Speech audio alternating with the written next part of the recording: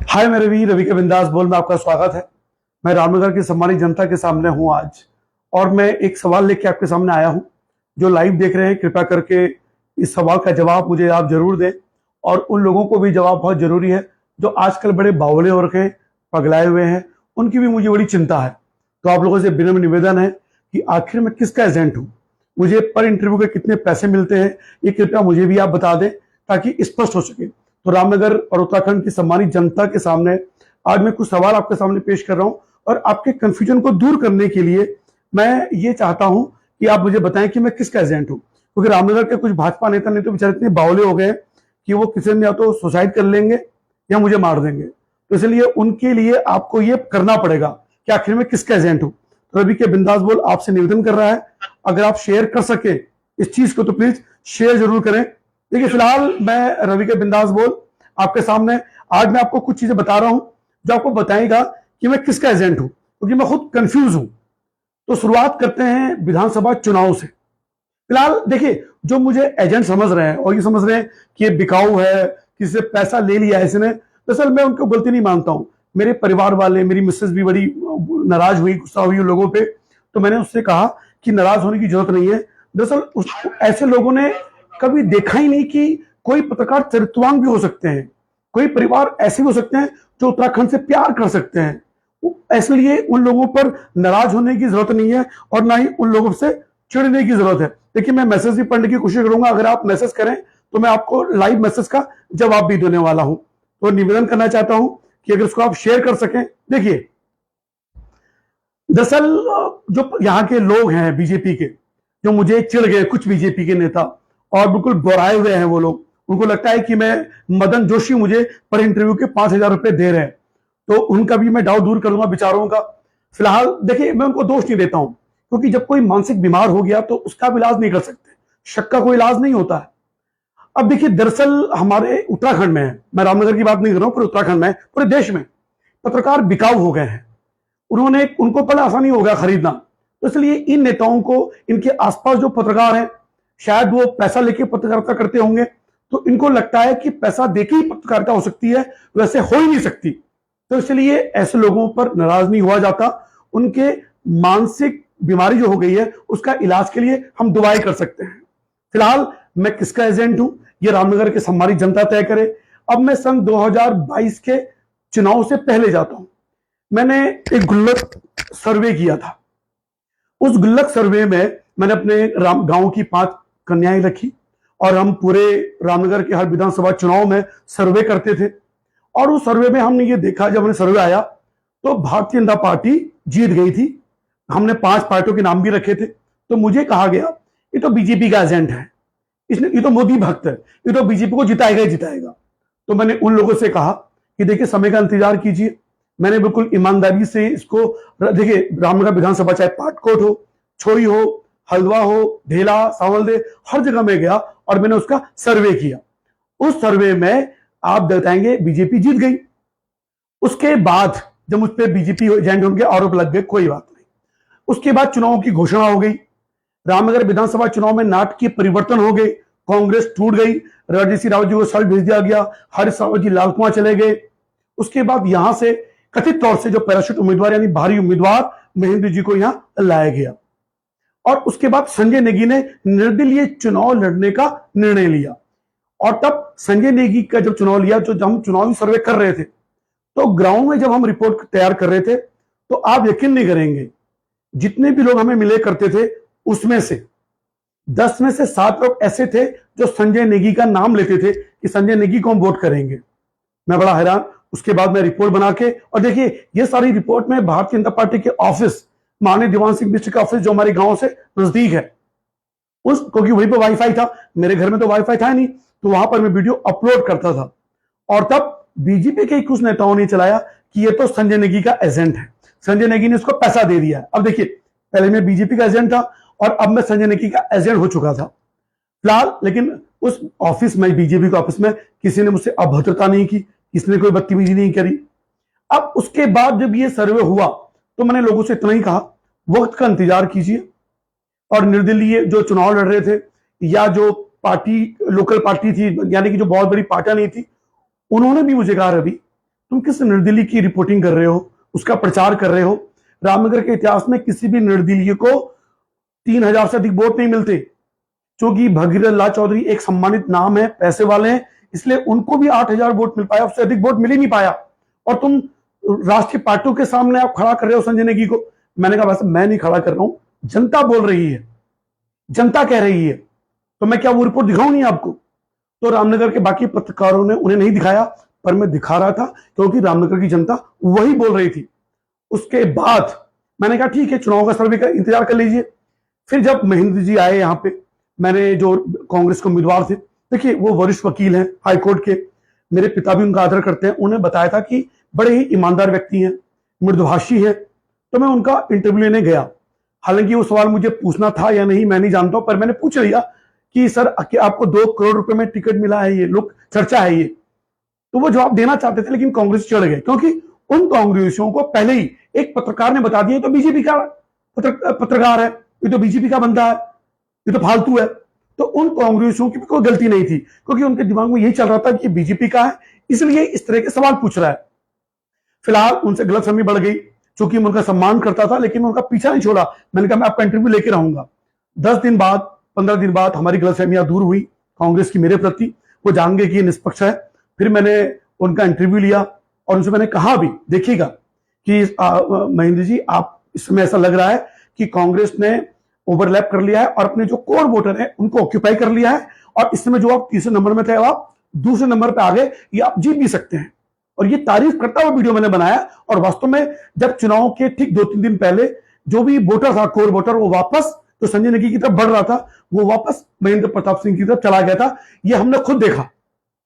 आप देखिए, उसके बाद जब चुनावी इतिहास का परिणाम आया तो संजय नेगी को 17,000 वोट मिले, जो रामनगर विधानसभा चुनाव में इतिहास था। यानी जो हम सर्वे किए थे बिल्कुल सटीक थे। 12 फरवरी 2022 को हमने सर्वे किया और बताया कि इस समय बीजेपी सबसे आगे चल रही है, लेकिन संजय नेगी ने दोनों राष्ट्रीय पार्टियों को खड़ी टक्कर दी है। जीत आसान नहीं होगी, और जो वोटों का अंतर है वो 5,000 के अंतर में रहने वाला है। देखिएगा उस वीडियो को। फिलहाल पहले मुझे बीजेपी का एजेंट बताया गया, संजय नेगी का एजेंट बताया गया। उसके बाद ये चुनाव पूरे हो गए। फिर रामनगर में अगला एजेंट मुझे बताया गया पीपीपी मोड हॉस्पिटल का। दरअसल इस हॉस्पिटल की बहुत बुराइयां होती रही हैं, और जब मैं यहां गया पहली बार, हालांकि मैं अपना इलाज कराने नहीं गया, मेरी मिसेस डिलीवरी होने वाली थी, मैंने यहां नहीं कराई डर के मारे, क्योंकि यहां कहा गया कि सुई भी नहीं लगती है। तो एक दिन यहां कुछ बदतमीजी की डॉक्टरों ने, तो रामनगर के माननीय विधायक दीवान सिंह बिष्ट जी गए हॉस्पिटल, हम भी रिपोर्टिंग करने गए। तो सीएमएस मैडम के ऑफिस में बैठे हुए थे, डॉक्टर प्रतीक सिंह जी हमें मिले। हमने पूछा सर यहाँ बड़ी बुराई हो रही है हॉस्पिटल की। तो डॉक्टर प्रतीक सिंह जी ने कहा कि रावत जी आप जाइए देखिए। तो ये बिल्कुल ऑर्गेनिक रिपोर्टिंग थी। अपने कैमरामैन सौरभ ननवाल जो मेरे बगल में रहता है, हम गए, और एक नर्स जो गुलघट्टी में रहती है, नाम मुझे याद नहीं आ रहा, महजबी शायद, और अब यकीन नहीं करेंगे, एक दिन में 3 दिन पहले जब रिपोर्टिंग करने गया 6 सिजेरियन ऑपरेशन, अंदर गया तो बच्चे दानी का भी ऑपरेशन हो चुका था, पथरी निकाली गई थी किसी की, गॉल ब्लैडर का ऑपरेशन हुआ था। मैं बड़ा हैरान, मैंने कहा क्या ये ऑपरेशन भी होते हैं? तो वो हंसने लगी नर्स, कह रहा अगर बाहरी बातों में जाओगे तो क्या होगा। मैं बड़ा हैरान। फिर हम लोग जो अंदर एडमिट थे लोग, उनसे पूछा, वो सारा रिकॉर्ड है। फिर मैंने अगले दिन रिपोर्ट बनाई कि रामनगर हॉस्पिटल का कड़वा सच। और जब रिपोर्ट वायरल हुई तो संजय नेगी का जो मुझे एजेंट कहा जाता था, संजय नेगी ने वहां कमेंट किया, ब्लॉक प्रमुख। उन्होंने कहा रवि जी आपकी प्रतिदिन धीरे धीरे खुल रही है और आप एजेंट बन गए हो किसी को, ये अच्छा नहीं कर रहे हो आप। वो संजय नेगी जिनका मुझे एजेंट कहा गया, वो संजय नेगी मुझे अब एजेंट कह रहे थे उस रिपोर्टिंग के कारण। हालांकि संजय नेगी से मैंने फोन पे बात की, संजय नेगी मेरा मित्र भी है, और बाद में गलतफहमी दूर हो गई। तो संजय नेगी ने कहा यार, क्योंकि उसी दिन संजय नेगी ने भी एक पोस्ट डाली थी, मैंने वो देखी नहीं थी, तो संजय नेगी को गलतफहमी हो गई थी कि उस पोस्ट के काउंटर अटैक पर मैंने ये वीडियो किसी ने मुझसे बनवाया है। तो वो गलतफहमी फिलहाल दूर हो गई, और संजय नेगी ने कहा कोई बात नहीं, लेकिन वो कमेंट आज भी वहां मौजूद है। और उसके बाद एक हमारे गढ़वाली हैं, बहुत सम्मानित व्यक्ति हैं, उनका फोन आया उस रिपोर्ट को देखने के बाद, मुझे बोलते हैं रवि सही बोलो कितना पैसा मिला तुम्हें हॉस्पिटल से। तो मिलबाल बाड़ा जी खन बात करना चाहता हूं, गढ़वाली थे, तो गढ़वाली बोला मैं मान नहीं सकता कि तुमने जो रिपोर्ट बनाई है, तुमने तो ऐसा विज्ञापन कर दिया कि हॉस्पिटल में जो बुराइयां हो रही थी सब बिल्कुल डायल्यूट हो गई हैं। जो आपने रिपोर्टिंग की लगभग 1 लाख रुपए तो मिलना चाहिए था। मैंने कहा देखिए ऐसा है, मैंने रिपोर्टिंग इसलिए की, जो रिपोर्ट बनाई, क्योंकि मैं भी भुक्तभोगी हूं, मुझे भी इस डर के कारण कहीं और इलाज करना पड़े। हमारे पहाड़ के जो कुमाऊं गढ़वाल का द्वार है रामनगर, उन पहाड़ के भोले भाले लोगों को इलाज करने के लिए रामनगर ही आना पड़ता है। और अगर ये सारी अफवाहें वो सुनते हैं तो वो कोई काशीपुर चले जाता है, कोई हल्द्वानी चला जाता है, प्राइवेट हॉस्पिटल में उनका खर्चा होता है। जब रामनगर में सब कुछ हो रहा है तो मैं क्यों ना बताऊं। हालांकि रेफर भी हो रहे हैं, तो रेफर तो सरकारी हॉस्पिटल मेडिकल तिवारी, सुशीला तिवारी, वहां से भी रेफर हो रहे हैं, तो क्या गलत है। तब मुझे इस पीपी हॉस्पिटल का एजेंट कहा गया। तो बताइए, अब मैं आपको बता दूं, आपने शुरू से रिपोर्ट जो देख रहे हैं, पहले मुझे बीजेपी का एजेंट कहा गया, फिर मुझे संजय नेगी का एजेंट कहा गया, फिर मुझे दोबारा से बीजेपी का एजेंट कहा गया, उसके बाद मुझको पीपी हॉस्पिटल का एजेंट कहा गया। तो 4 का एजेंट में बन चुका था। फिर आते हैं रणजीत सिंह रावत जी पे।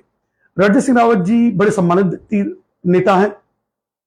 होली के दौरान मैंने देखा कि 1 महीने की होली करते हैं, और जब हमारे पहाड़ों में धान लगते हैं, और जब अगस्त के महीने में, जुलाई में, तो हुड़की यानी ढोल छापों में बजते हैं, वो मैंने उनकी वीडियोस देखी तो मैं उनका प्रशंसक बन गया।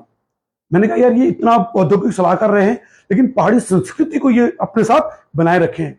तो मैं उनका प्रशंसक बना। मैंने उनके लगातार कुछ इंटरव्यू लिए। फिर लोगों ने कहा देखो, रवि के बिंदास बोल को भी खरीद लिया है रणजीत सिंह रावत जी ने, जैसे बाकी पत्रकारों को खरीद लिया है। अब मैं रणजीत सिंह रावत जी का एजेंट बन चुका था। यानी ये कहा गया कि रणजीत सिंह रावत जी ने पैसा दे के मुझसे इंटरव्यू कराया है और मुझे भी खरीद लिया, इसलिए मैं उनकी बुराई नहीं करता हूं। देखिए, जहां जो व्यक्ति गलत होगा उसकी रिपोर्टिंग होगी, और जहां जो सही होगा उसकी वही रिपोर्टिंग तो होगी ना। और ये सारे वो बीजेपी के नेता सुन ले, जो मुझे आज रामनगर नगर मंडल अध्यक्ष मदन जोशी का एजेंट बता रहे हैं। देख लीजिएगा आप लोग, और क्यों बता रहे हैं अब आगे सुनिए। उसके बाद मुझे एजेंट, फिर बात करते हैं हम, जब मैं देहरादून गया तो जेसीपी पार्टी के अध्यक्ष भावना पांडे जी, जो उस समय लोकसभा चुनाव लड़ रही हैं, तो उनका मैंने इंटरव्यू लिया और उनसे मैंने बात की। तो उत्तराखंड के प्रति पीड़ा, दर्द मैंने महसूस किया। तो मुझे लगा यार कि ये जो महिलाएं ये उत्तराखंड के प्रति सोच रही हैं। तो लगातार मैंने उनका इंटरव्यू लेना शुरू किया। तो मुझ पर ठप्पा लग गया कि तुम भावना पांडे की एजेंट हो। फिर मैं कुंवर पड़ोसी चैंपियन से मिला। कुंवर पड़ोसी चैंपियन जी से जब मैं मिला तो मैं बड़ा हैरान, मेरे कैमरामैन, मेरा भतीजा भी गया था वहां, कह रहा चाचा ये क्या है। मैं भी बड़ा हैरान हूं। पहली बार मुझे पता चला कि वो लंडोरा रियासत के राजा हैं। मैं तो उन्हें कोई, क्योंकि वो गुर्जर हैं तो मैं उनको कुछ प्रॉपर्टी डीलर समझता था। तो मैंने उनका, सर आपने उत्तराखंड को गाली दी, ये दिया। तो मैंने उनसे बातचीत की। उन्होंने कहा देखो रवि, मैं नई बंदूक लेके आया था, उनको रिवॉल्वर का शौक है। और देखिए, तमंचा पर डिस्को, तमंचा नाम दिया गया था जब। देखिए, मीडिया किसी की छवि को कैसे खराब करता है, उसका उदाहरण कुंवर पड़ोसी चैंपियन थे।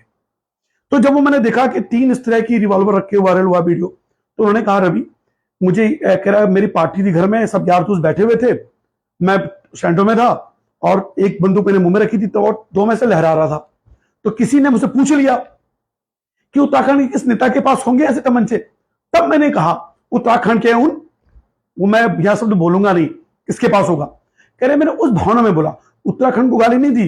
मैंने सिर्फ जो आपस में बोलचाल की भाषा में बोलते हैं, एक दूसरे को नेता को बोल देते, वो मैंने शब्द कहे। कह रहे लेकिन मीडिया ने उसको एडिट करके किस तरह से बता दिया है। कह रहा मैं क्यों दूंगा उत्तराखंड को गाली यार। तो कुंवर पड़ोसी चैंपियन, देखिए पहलवानी भी दिखाते हैं, बुद्धिमान भी है। तो उनके बारे में जब मुझे लगा इनके बारे में सच सामने आना चाहिए। तो बताइए क्या गलत कर दिया। मुझे कुंवर पड़ोसी चैंपियन का भी एजेंट कहा जाने लगा। लेकिन जब आप सच्चाई की रिपोर्टिंग करते हो तो कोई आपको एजेंट कहे, कोई दिक्कत नहीं है। फिर उमेश कुमार जी, जो कानपुर के माननीय विधायक हैं, चूंकि मैं कुमाऊं प्रभारी भी हूं एक संस्था का। तो देखिए, जो एक संस्था है अमजा, ऑल मीडिया जर्नलिस्ट एसोसिएशन, उसका मैं कुमाऊं प्रभारी हूं। तो माननीय मुख्यमंत्री को आना था, हरिद्वार में कार्यक्रम था, वो तो नहीं आ पाए, लेकिन सूचना महानिदेशक बंशीधर तिवारी जी वहां आए हुए थे। उमेश कुमार भी वहां मौजूद थे। उमेश कुमार से मैं मिला, बातचीत हुई। तो उमेश कुमार जी से मैंने कहा सर मुझे आपका भी इंटरव्यू लेना है। तो उमेश कुमार जी ने कहा कि देखिए रवि, तुम मेरे मित्र हो, मित्रता अपनी जगह है, लेकिन मैं तुम्हें इंटरव्यू नहीं दूंगा क्योंकि तुम बायस्ड हो, क्योंकि तुम कुंवर पड़ोसी चैंपियन के एजेंट हो, क्योंकि तुम भावना पांडे के एजेंट हो और वो दोनों मेरे विरोधी हैं, इसलिए मैं तुम्हें इंटरव्यू नहीं दूंगा। तो मैंने कहा सर भाई ऐसा मत करो, मैं आपसे इंटरव्यू चाहता हूं और आपका पक्ष सुनना चाहता हूं। वो अपना पक्ष दे रहे हैं, आप भी अपना पक्ष रखिए, लेकिन आप अपना पक्ष रखेंगे नहीं तो गलतफहमियां तो बढ़ेंगी ना। तो देखिए, अब शुरू से देखिए, बीजेपी का एजेंट भी हो गया हूं, संजय नेगी का भी एजेंट हो गया हूं, रणजीत सिंह रावत जी का भी एजेंट हो गया हूं, हॉस्पिटल का भी एजेंट हो गया हूं, भावना पांडे का भी एजेंट हो गया हूं और छठा कुंवर पड़ोसी चैंपियन। तो इन 6 लोगों का मैं एजेंट घोषित हो चुका हूं और मुझे ऐसा पैसा मिलता है, इन लोगों ने दावा किया। फिर उसके बाद रामनगर के सांवलदे में एक 14 साल की बेटी को, जो हिंदू बेटी थी, उसे ढेला सांवलदे के इस बालिग 21-22 साल के मुस्लिम लड़के बहला फुसला के ले जा रहा था, तो वो पकड़ा गया। तो मैंने उसकी रिपोर्ट बना दी। तो रामनगर के कुछ मुस्लिम मित्र मुझसे कहने लगे, तुम हिंदू मुस्लिम कर रहे हो, तुम संघ के एजेंट हो, तुम बीजेपी के एजेंट हो, तुम बीएसपी के एजेंट हो, तुम बजरंग दल के एजेंट हो। अरे मैंने कहा भाई साहब, एक नाबालिग लड़की को एक बालिग लड़का जो मुसलमान है बहला फुसला रहा है, ये अपराध है और उसका साथ दे रहे हो आप लोग? क्या गलत कर रहा हूं इसकी रिपोर्टिंग करके? तो फिर मुझे अब आरएसएस का भी एजेंट बता दिया गया, मोदी भक्त मुझे बताया गया था। तो बताइए, इन सब कहानियों में मैं अब तक किसका असली एजेंट हूं, मुझे आप बता दीजिए। अब बात आती है, अब बहुत लंबे एजेंट हो गए और कई कम एजेंट रहा हूं। अब मेन मुद्दे में आता हूं मैं, इसमें भाजपा के कुछ नेता जो तिल मिलाए हुए हैं। आज हम माननीय विधायक दीवान सिंह बिस्ट्री जी के साथ गिरजा मंदिर गए थे। तो वहां पे एक नेता है, तो मुझसे टोन में कसते हैं, ताना कस के कि रवि जी तुमको मीडिया प्रभारी बना दें किसी का। उनका इशारा मदन जोशी की तरफ था। मुझे बड़ी हंसी आई और बड़ी दया भी आई। ये देखिए, आदमी मानसिक तौर से कितना लाचार हो जाते हैं कुछ लोग। मतलब आप उस व्यक्ति पे आरोप लगा रहे हो जो आपके साथ रहा हो और आपके कई इंटरव्यू लिए हो। और आज से 4 दिन पहले जब कॉर्बेट टाइगर रिजर्व पार्क का कांड चल रहा था, तो मैंने इनसे कहा कि मैं आपका इंटरव्यू लेना चाहता हूं। 8:30 बजे का टाइम फिक्स कर दिया। मैंने कई कॉल की, उन्होंने मेरे से मेरा फोन ही नहीं उठाया। बताइए, अब फिलहाल ताजा मुद्दा क्या है, पहले उस मुद्दे पे आते हैं। कॉर्बेट टाइगर रिजर्व पार्क में एक कांड हुआ 16 जून को, सबको पता है। तो उसमें जो हमारे डायरेक्टर हैं धीरज पांडे जी, उनकी मैंने तारीफ कर दी। अब वो तारीफ उस कारण नहीं थी, तारीफ थी, सुनिएगा गौर से, बहुत बड़ी बातें हैं। धीरज पांडे जी एक ऐसे नेता, एक धीरज पांडे जी डायरेक्टर एक ऐसे अधिकारी हैं जिनमें ईमानदारी कूट कूट कर भरी है। उसके 2 उदाहरण मैं आपको देना चाहता हूं। 15 नवंबर को जब ढिगाला जोन खुला था, तो पत्रकारों के लिए कैंटर की व्यवस्था होती है। तो उस कैंटर की व्यवस्था में हम भी गए, पत्रकार लोग। पर रामनगर के कुछ कथित तौर से सम्मानित पत्रकार, उनको गवारा नहीं था कि कैंटर में जाना है, तो वो जिप्सी में जाना चाहते थे। तो ये सुनने में आया, पुष्टि मैं नहीं कर रहा हूं, मुझे गुप्त सूत्रों से मिला, लेकिन सही सूत्रों से मुझे खबर मिली। तो सुना कि किसी मंत्री को फोन किया, किसी मंत्री का डॉक्टर साहब का फोन आया, तो कि भैया हमारे पत्रकारों के लिए जो है एक जिप्सी का प्रबंध कर दिया जाए। तो डॉक्टर ने कहा, देखिए सर, जाएंगे तो सब कैंटर में। जब हमें खबर मिली, तो मैं उस धीरज पांडे जी डायरेक्टर को क्यों ना तारीफ करूं। कॉर्बेट टाइगर प्रभाग में जो अंधा खेल चल रहा है, भ्रष्टाचार चल रहा है, उसमें कुछ पत्रकारों की भी मिली भगत है। और उस करप्शन को रोकने के लिए धीरज पांडे जी पत्रकारों से मर्यादित दूरी रख रहे हैं। तो ऐसे अधिकारी का गुणगान नहीं होना चाहिए। इस मामले में जो ये प्रकरण है, इस बार का जो कांड हुआ, जिसमें ग्रामीण भी है, उस मुद्दे पर उनकी आलोचना हो सकती है, लोकतांत्रिक अधिकार है, होना भी चाहिए। लेकिन अगर कोई जिप्सी अनाधिकृत प्रवेश कर रही है, तो उस पर केस होना चाहिए, नहीं होना चाहिए, आप तय करें।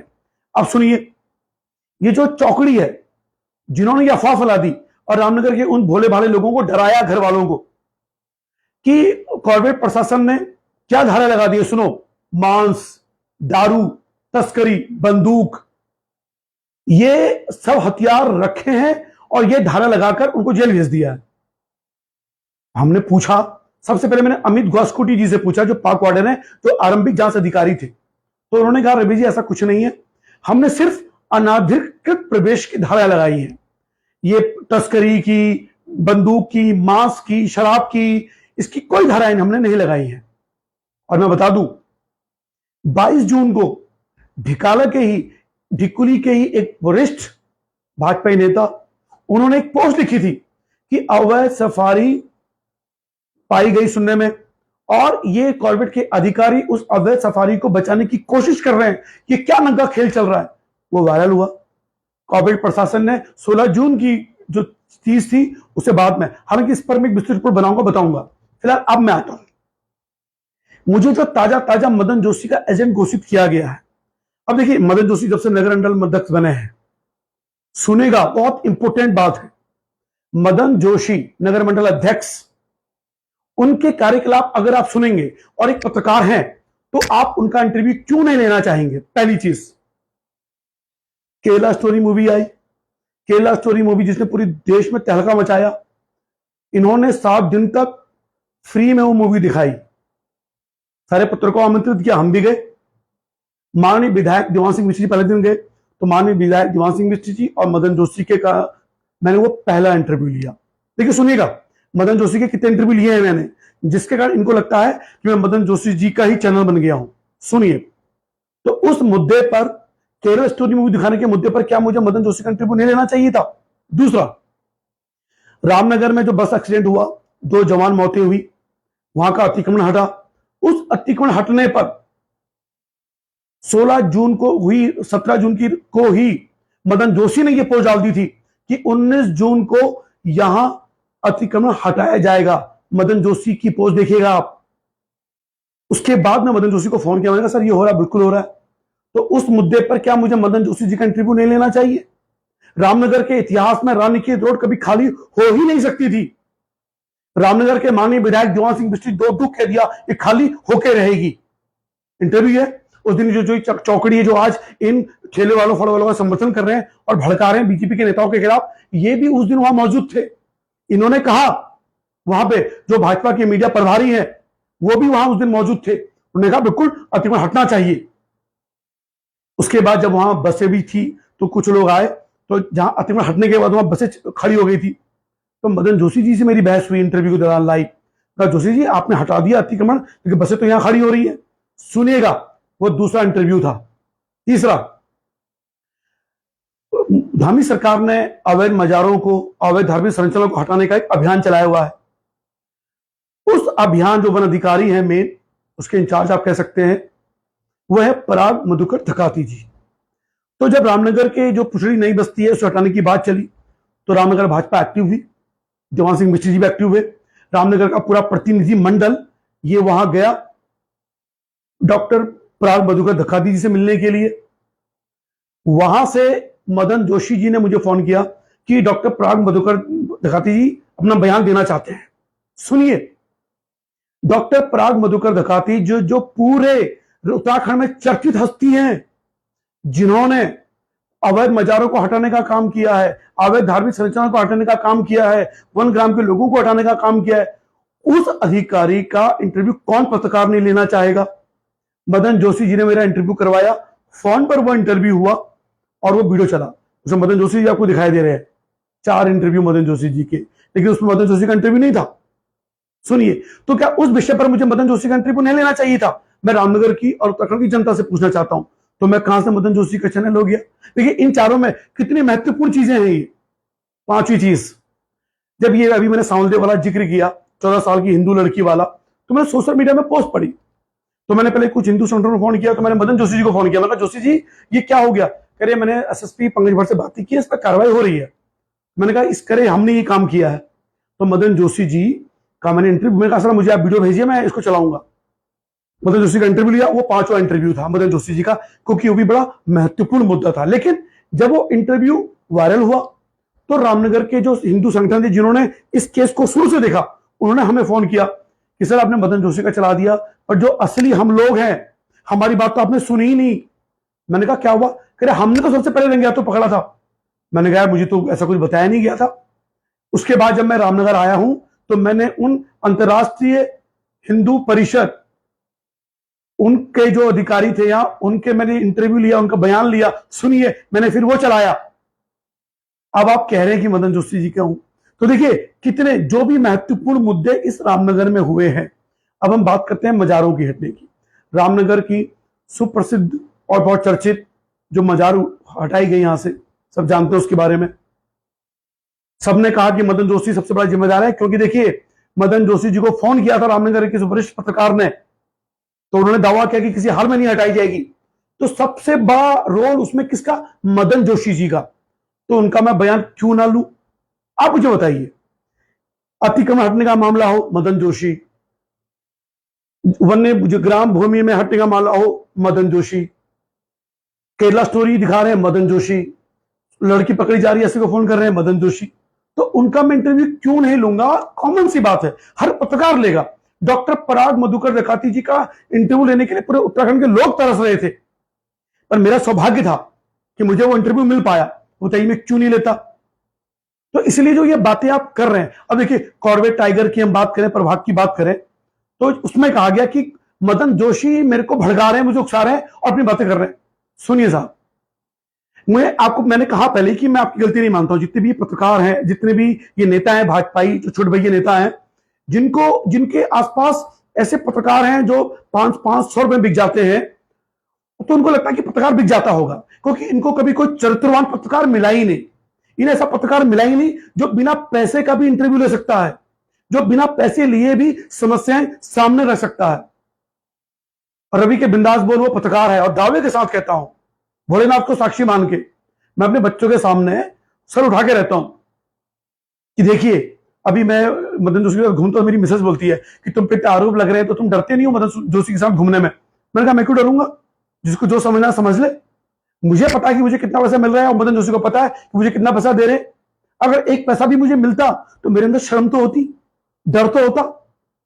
और देखिए, कुछ बातें पैसों के लिए नहीं की जाती है, कुछ बातें व्यवहार की होती है।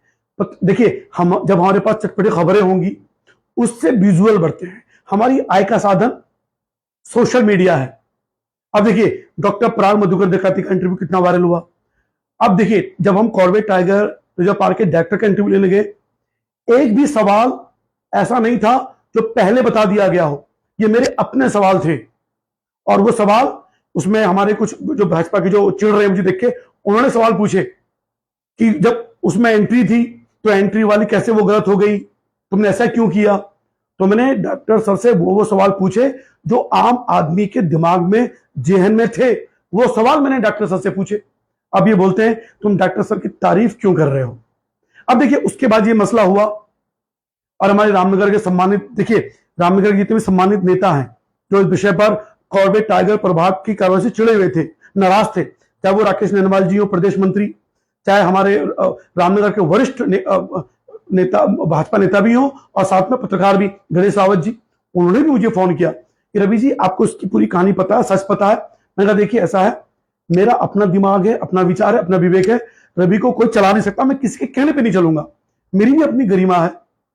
हो सकता है कि जो सवाल मेरे मन में हो वही मदन जोशी के हो, कॉन्टेक्ट कॉमन हो, वो बात अलग है, पर मैंने वही सवाल पूछे, वही सवाल समझ रखे, और जब मैंने डॉक्टर साहब की तारीफ करी तो डॉक्टर साहब की तारीफ वो मेरी अपने शब्द थे, अपनी भावनाएं थी। क्योंकि तो ऐसे केस देखे थे जब रामनगर के कुछ पत्रकार उनके ऑफिस में जाके उनको ब्लैकमेल करने की कोशिश कर रहे थे कि आप हमें खुश रखो, हम आपको खुश रखें। तो ये पत्रकार होते हैं जो अपनी गरिमा का ध्यान रखे, जिन्होंने ब्लैकमेलिंग का धंधा कर दिया।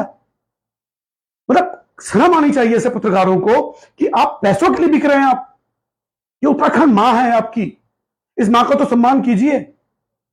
देखिए, पैसा मांग लीजिए, हर पत्रकार को जरूरत पड़ती है, चंदा मांग लो, खुलेआम बोलो कि मुझे पैसा दीजिए। देखिए, हमारी भावना दीदी है पांडे, उनका मैं इंटरव्यू लेता हूं, और मैंने ऑन द रिकॉर्ड कहा है कि भावना दीदी के पास जब मैं देहरादून जाता हूं तो मुझे 5,000 रुपए देती है, कहती तू मेरा छोटा भाई है, तेरा पेट्रोल का खर्चा है, 5,000 पकड़, और डांटती है मुझे नहीं लेता हूं तो। शायद मैंने वही इंटरव्यू डाल दिया तो उनको लगा भाजपा के नेताओं को कि मदन जोशी भी इनको 5,000 रुपए दे रहे होंगे।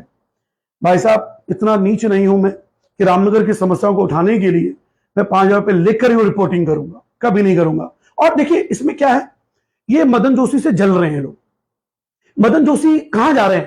कैलाश स्टोरी फ्री दिखा रहे हैं, अतिक्रमण के मुद्दे पर वो क्या कर रहे हैं। और देखिए, एक चीज होती है, मदन जोशी मीडिया में हाइप रखना चाहते हैं। देखिए, हर कोई नेता जो आगे बढ़ना चाहता है वो मीडिया में आना चाहता है, इसमें कोई लाजमी नहीं है। नेताओं को तो लालच होता है, जहां कैमरा देखते हैं, माइक देखते हैं, एकदम से चले जाते हैं।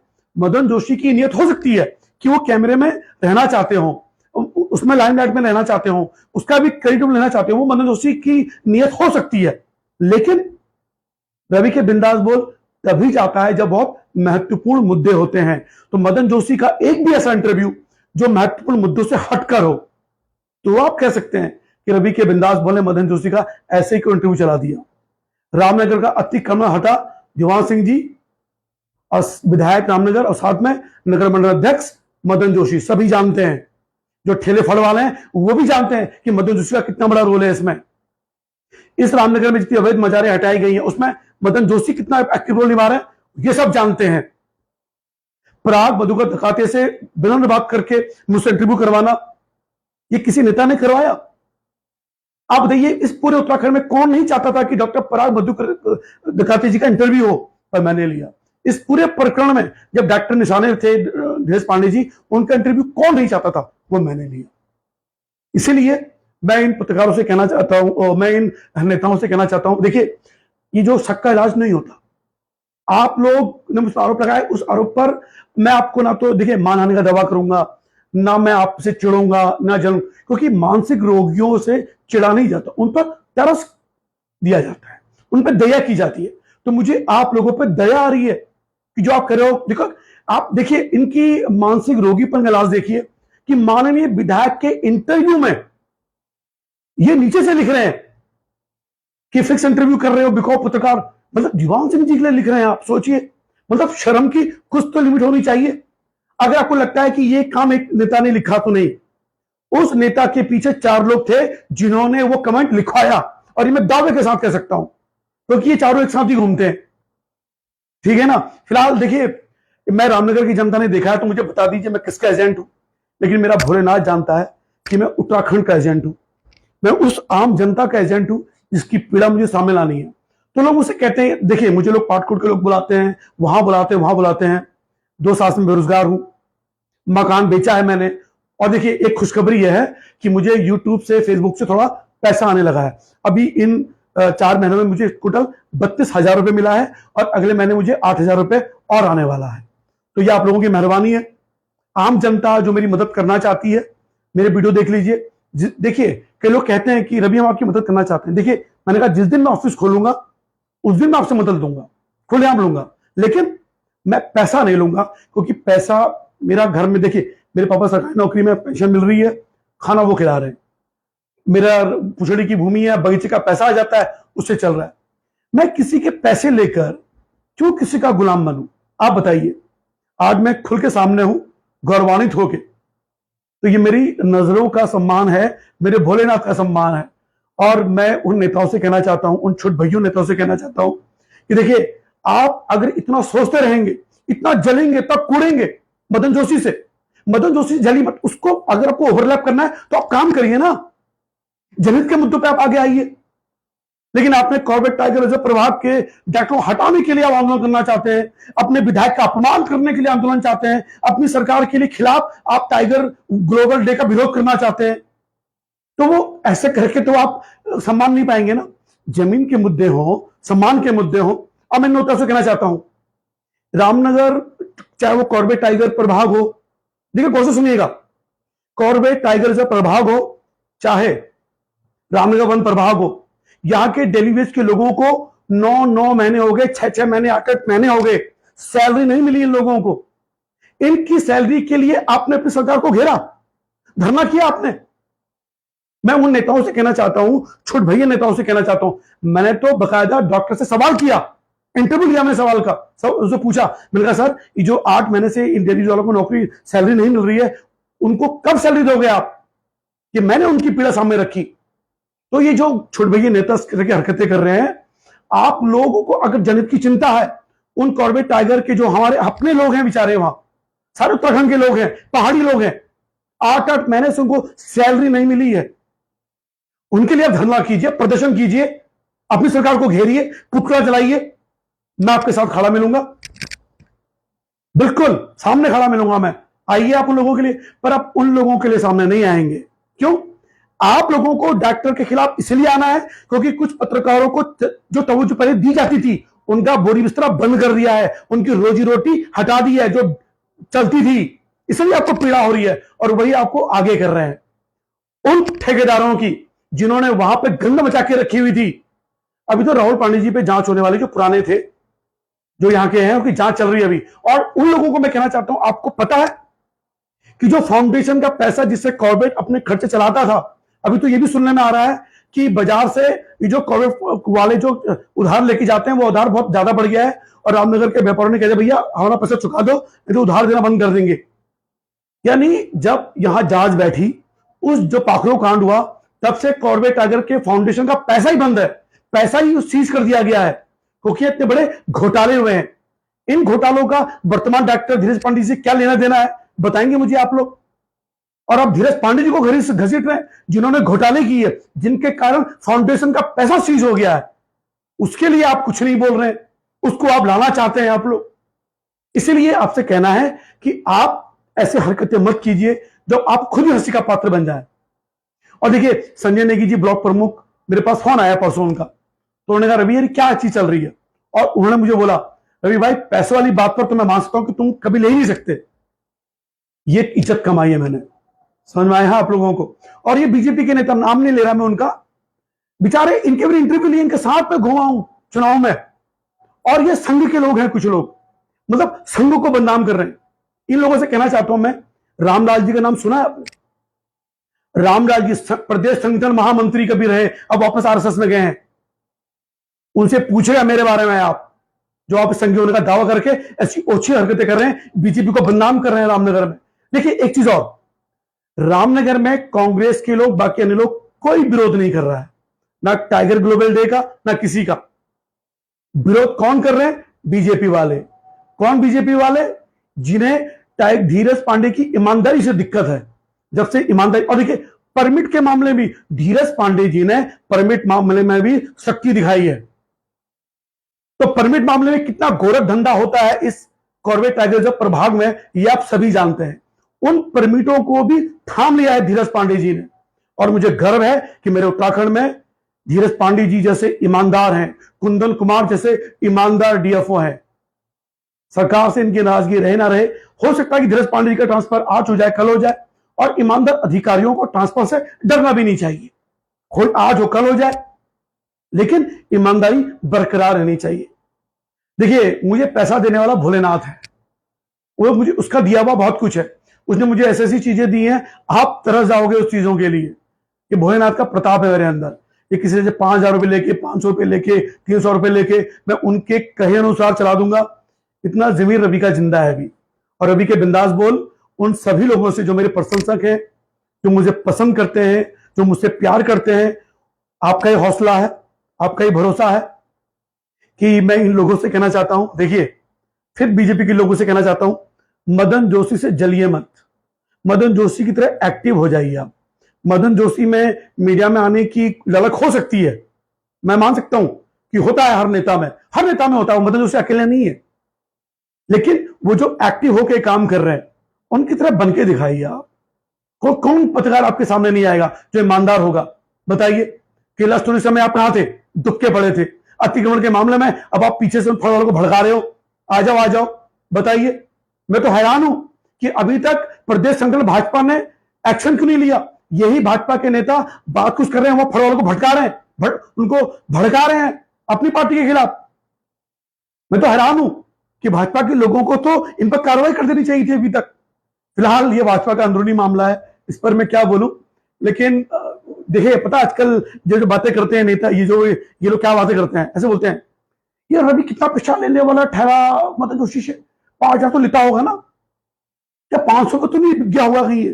तो दूसरा बोलता है नहीं नहीं यार 500 तो नहीं लेता होगा, 500 वाला तो हमारे पत्रकार लेते हैं, साले ऐसी है, रवि को तो बहुत लोग देखते हैं, 5,000 ही लेता होगा उससे। ये आपस में बेचारे इस तरह की बातें करते हैं बैठ बैठ के कि रवि ने 5,000 रुपये लिया होगा, 500 लिया होगा, 10,000 लिया होगा, 700। अरे भाई साहब मेरी चिंता मत कीजिए, ये तो आप पागल हो जाएंगे आप लोग घर बैठे बैठे, इतना मत कीजिए। बाकी मैं बिकाऊ हूं या नहीं हूं, मेरा भोले बाबा जानता है, मेरी आत्मा जानती है, मेरे बच्चे जानते हैं, मेरे संस्कार जानते हैं, और वो लोग जानते हैं जो मुझसे प्यार करते हैं। फिलहाल लाइव खत्म करूंगा अपना, और उम्मीद करता हूं उन भाजपा के छोटे भाइयों नेताओं से कि अपने विधायक का अपमान मत कीजिए, मत कीजिए। आपके विधायक ने इंटरव्यू दे दिया, झाड़ी नाराजगी उनसे। और बताइए, भाजपा विधायक के मीडिया प्रभारी, यहां भाजपा विधायक इंटरव्यू दे रहे हैं, मीडिया प्रभारी अलग इंटरव्यू दे रहे हैं, यह भी हैरानी। यह शर्मिंदगी भी इस उत्तराखंड रामनगर के भाजपा में देखी जा सकती है, ऐसी बेहूदगी, ऐसी बचकानी, ऐसी नादानी। तो फिलहाल देखिए, अभी मैं इस वीडियो के माध्यम से भी कहना चाहता था कि मुझे एक रिपोर्ट आपको और बतानी है कि, लेकिन छोड़िए वो मैं फिर कभी आपको बताऊंगा। लेकिन मैंने बता दिया। देखिए, मुझे जो अभी लाइव से जुड़े हैं, दोबारा बता दूं, मुझे किन किन लोगों का एजेंट कहा गया। सबसे पहले मुझे भाजपा का एजेंट कहा गया, फिर मुझे संजय नेगी का एजेंट कहा गया, फिर मुझे यहां पर आते आते दोबारा कांग्रेस ने भाजपा का एजेंट घोषित कर दिया, फिर मुझे डॉक्टर प्रतीक सिंह यानी पीपीपी हॉस्पिटल का एजेंट घोषित कर दिया गया, फिर मेरे को रणजीत सिंह रावत जी का एजेंट घोषित कर दिया गया, उसके बाद मुझको कुंवर परम सिंह चैंपियन का एजेंट घोषित किया गया, भावना पांडे जी का एजेंट घोषित किया गया, और उसके बाद अब मुझे मदन जोशी जी का एजेंट घोषित कर दिया गया है। तो मैं खुद हैरान हूं। तो रामनगर की सम्मानित जनता ने इंटरव्यू देख लिया होगा, बहुत लंबा हो गया है, तो मुझे कृपया बता दीजिए कि मैं किसका एजेंट हूं। अगर आप मुझसे पूछेंगे तो मैं अपने उत्तराखंड का एजेंट हूं। अगर मुझे किसी से पैसा लेना होगा तो मैं अपने लोगों के पास जाऊंगा, रामनगर की जनता के पास जाऊंगा, उनसे चंदा मांगूंगा अपने चैनल के लिए खोलने के लिए। लेकिन किसी नेता से पैसे लेकर फिर उसका बयान छाप के ऐसी गिरी रवि कर सकता है? वो नेता जो मेरे अपने थे कभी। तो रवि के बिंदास बहुत देखने शुक्रिया। जय उत्तराखंड। उम्मीद करता हूं कि ये इंटरव्यू आपको, ये चर्चा आपको पसंद आई होगी। तो मेरे साथ दुआ कीजिए उन छुट भैये भाजपा के नेताओं से जो बेचारे बड़े पगलाए हुए हैं, बोराए हुए हैं और पागल हो गए, मानसिक दिवालियापन उनको आ चुका है। और मेरी मिसेस कहती है कि रवि तुम दया दो उनको। मैंने कहा मुझे कोई जवाब नहीं देना है, मैं सिर्फ इनसे दया करता हूं। तो हे भोलेनाथ, सावन का महीना चल रहा है। और हाँ, एक बात तो मैं आपको बताना भूल गया हूं। अभी ढिकुली के मामले में, जो ढिकुली का स्कूल है, ढिकुली के स्कूल के मामले में मैंने एक मैडम का इंटरव्यू लिया, जोशी जी मैडम का। तो मैंने उनकी तारीफ कर दी। तो उसकी तारीफ से एक व्यक्ति मुझसे बड़े नाराज हो गए, बड़े बिलबिला गए और मुझ पर आरोप लगा दिया कि रवि तुमने इंटरव्यू पैसा देके चलाया। देखिए, बड़े उससे कह रहा हूं, रवि ने अगर एक पैसा भी ये बात मैंने उनको भी बोली, नाम नहीं लूंगा उनका, इतनी तो गैरत मुझे है कि मैं किसी का नाम नहीं लूंगा। एक व्यक्ति ने मुझे कहा उस समय कि मैंने मैडम जोशी का इंटरव्यू लेकर पैसों में लिया है। देखो, उनका भी मुझे एजेंट कहा गया। देखिए, 8 एजेंट का मैं एजेंट घोषित हो गया हूं। अब मैं अपने लोगों से कहूं जो मुझसे प्यार करते हैं, मुझे भरोसा करते हैं, सावन का महीना चल रहा है, भोलेनाथ का महीना चल रहा है, अगर मैंने किसी से भी एक पैसा लेकर पत्रकारिता की हो, उनके दबाव में आकर पत्रकारिता की हो कि तुम, मैं पैसा देते हैं तुम ये बोलो, अगर मैंने ऐसा किया हो तो मेरे बच्चे अनाथ हो जाएं, सड़क में आ जाएं और मुझे ऐसी ऐसी बीमारियां लग जाएं। भोलेनाथ, हेमा गिरजा मंदिर, आज हम भंडारा खा के भी आए वहां, अगर मैंने एक पैसा भी किसी से लिया हो तो मेरे बच्चे सड़क पे आ जाएं, रोड में आ जाएं। ये मैं कहना चाहता हूं।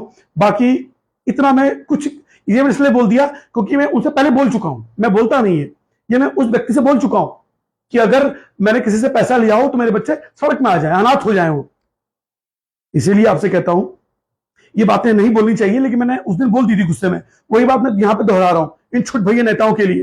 अब आप ही छुट भैया नेता ये कह सकते हैं कि रवि ने अगर 5,000 लिए होंगे तो अनाथ हो जाए इनके बच्चे, ये कह सकते हैं ऐसा? पर आप मत कहिएगा, मत कहिएगा आप, क्योंकि सावन का महीना चल रहा है, भोलेनाथ का महीना चल रहा है, और अपने भोले बाबा के भक्त को आपने पीड़ा देने का प्रयास किया है। हालांकि मुझे दुख नहीं हुआ, मुझे पीड़ा नहीं हुई, तो आप ये कहना भी मत। अगर आप कहोगे तो शायद क्या बात संकट आ जाए आपके पास, ये मैं दावे के साथ कह रहा हूं, क्योंकि भोलेनाथ हमेशा मेरी मदद की है। मेरे पास जो आरोप लगे उसका जवाब भी भोलेनाथ देंगे। इसीलिए दावे के साथ इन छुट भैया नेताओं को प्रणाम करता हूं कि आप, जिन्होंने अपने ही विधायक का अपमान करना मंजूर किया, अपनी ही पार्टी को सड़क पर बिछा दिया, अपने ही शांत, जिसको पूरे उत्तराखंड में सबसे शालीन विधायक माना जाता है, उन्हीं का अपमान करने में कोई कसर नहीं छोड़ी, सड़क पर उनकी इज्जत नीलाम करने की कोशिश कर दी। तो ऐसे लोगों पर मैं दया ही तो कर सकता हूं। और आज मैं उस व्यक्ति से कहना चाहता हूं जिन्होंने मुझे आज ये कहा कि तुम मीडिया प्रभारी बन जाओ मदन जोशी के। सुनिए, आज जब मैं गया हूं तो माननीय विधायक देवांश सिंह बिष्ट जी ने मुझे कहा था कि रवि चल तुझे मैं आज घुमा के लाता हूं गिरजा मंदिर, पूछ लीजिएगा। इसलिए कहता हूं, दिमाग में ये पाप मत पालिए। दिमाग में देखिए क्या होता है, शक, परिवार नष्ट हो जाते हैं शक से। पति पत्नी पे करता है, पत्नी पति पे करती है, परिवार नष्ट हो जाते हैं। और आप ऐसे पत्रकार पे शक कर रहे हो। मैंने आपको माफ क्यों किया?